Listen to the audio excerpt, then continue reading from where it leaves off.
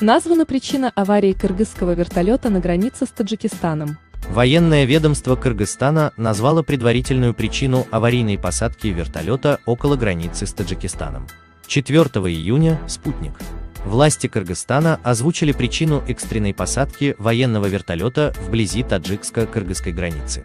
Причиной аварийной посадки вертолета Минобороны Кыргызской Республики у границы с Таджикистаном стала техническая неисправность, сообщили РИА Новости в ведомстве. Ранее сообщалось, что вертолет Ми-8 МТ Вооруженных сил Кыргызстана совершил аварийную посадку около границы с Таджикистаном в Алайском районе Ошской области. По предварительным данным, при инциденте никто не погиб, однако 4 пассажиров пострадали. Всего на воздушном судне находились 15 человек. Уточнялось, что вертолет летел в Чон-Алайский район, где в ночь на 4 июня обострилась ситуация на границе.